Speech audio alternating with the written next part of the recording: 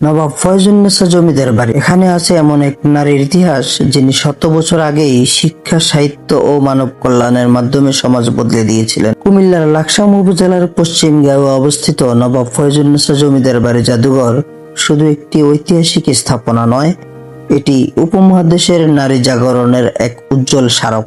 1834 সালে এখানেই জন্মগ্রহণ করেন নবাব ফয়জুন্নেছা চৌধুরানী। জমিদার আহমদ আলী চৌধুরী ও বিদুষী আফরুন্নেছার কন্যা ফয়জুন্নেছা ছোটবেলা থেকেই বাংলা, আরবি, ফারসি ও সংস্কৃত ভাষায় দক্ষতা অর্জন করেন। 1860 সালে তার বিয়ে হয় বাউকসারের জমিদার মোহাম্মদ গাজী চৌধুরীর সঙ্গে। কিন্তু পারিবারিক জীবনের গণ্ডি পেরিয়ে তিনি নিজেকে উৎসর্গ করেন শিক্ষা, সাহিত্য ও মানব কল্যাণে।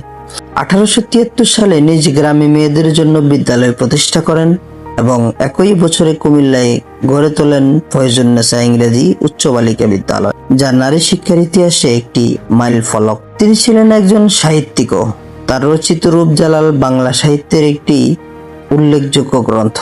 স্কুল, মাদ্রাসা, রাস্তা, খাল, পুকুর, মুসাফিরখানা ও চিকিৎসালয় নির্মাণে তিনি নিজের সম্পদ ব্যয় করেন। তার জমিদারির 12টি মৌজায় প্রতিষ্ঠা করেন প্রাথমিক বিদ্যালয়। 1889 সালে তার অসামান্য জনকল্যাণমূলক কাজের স্বীকৃতি স্বরূপ রানী ভিক্টোরিয়া তাকে নবাব উপাধি প্রদান করেন। তিনি দক্ষিণ এশিয়ার প্রথম একমাত্র মুসলিম নারী নবাব হিসেবে ইতিহাসে স্থান করে নেন। 1893 সালে দরিদ্র নারীদের জন্য দাতব্য চিকিৎসালয় এবং কুমিল্লায় ফয়জুন্নেছা জেনানা হাসপাতাল প্রতিষ্ঠা করেন। 1894 সালে হজ পালনকালে মক্কায় একটি মাদ্রাসা প্রতিষ্ঠা করেন এবং নাহরে জুবাইদা নামে একটি কূপ খননে অর্থ সহায়তা দেন। পশ্চিমগাঁওয়ে তার প্রতিষ্ঠিত ফয়জিয়া মাদ্রাসা আজকের ফয়জুন্নেছা সরকারি কলেজে রূপ নিয়েছে। এরই পাশে রয়েছে তার নির্মিত 10 গম্বুজ বিশিষ্ট মসজিদ এবং ঈদগাহ। 1903 সালের 23 সেপ্টেম্বর তিনি মৃত্যুবরণ করেন।